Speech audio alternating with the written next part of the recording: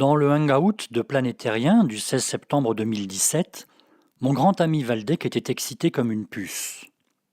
Il venait de découvrir que des cratères lunaires, nombreux qui plus est, étaient hexagonaux.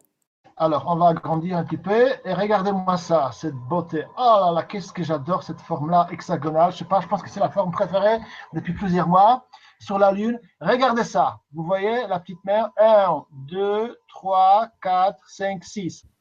Comment ça se passe que on a sculpté ce genre de trucs sur la Lune? Qui a fait ça? C'est pas les mecs d'Apollo, je suppose. Donc, je suis très, très, très, très curieux d'avoir une. Et pour quelle raison on n'était pas informé? Pour quelle raison personne n'a jamais écrit? Je ne vais pas laisser parler Waldeck plus longtemps, mais les 15 minutes suivantes de son monologue excité valent le déplacement. Je ne retiens que cette dernière phrase. Pour quelle raison personne n'a jamais écrit? On le sait, Waldeck, de son vrai prénom Waldemar, est un inculte mythomane. Dans cet extrait, il le démontre une fois encore. Les scientifiques ont ceci de passionnant, comme les bureaucrates, qu'ils écrivent en permanence sur à peu près tous les sujets, et qu'en plus, ils s'acharnent à numériser leurs écrits pour faciliter le travail de leurs collègues qui souhaitent les lire, les compléter, les critiquer, voire même les réfuter. Faisons donc le travail de base du scientifique, de la bibliographie, et ouvrons une base de données de textes scientifiques, Google Scholar par exemple, puis tapons Polygonal Craters Moon. Voilà, le tour est joué. 5000 articles scientifiques dont bon nombre en libre accès. Des articles de 1977, de 1976, de 1969 et beaucoup d'articles plus récents. Partout, la mention de cratères polygonaux et pas uniquement hexagonaux. Sur la Lune, sur Vénus, sur Mercure, sur Mars, sur les satellites de Jupiter et de Saturne.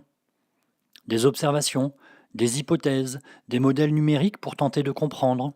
Et pour terminer, une synthèse récente publiée dans l'Encyclopédie des reliefs planétaires et mise à jour en 2014. En 5 pages, l'état de la question et les références essentielles.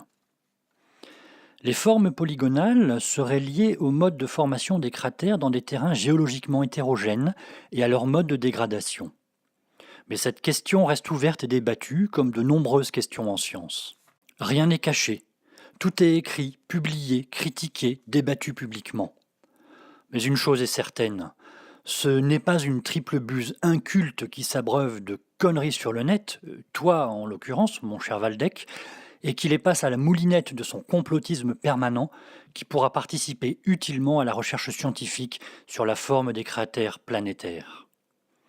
Tu es juste bon, mon pauvre Waldeck, à tromper tes auditeurs naïfs et incultes et à amuser ceux qui ont une culture scientifique. Ou plutôt non, à nous atterrer devant tant de bêtises prononcées avec suffisance et boursouflure.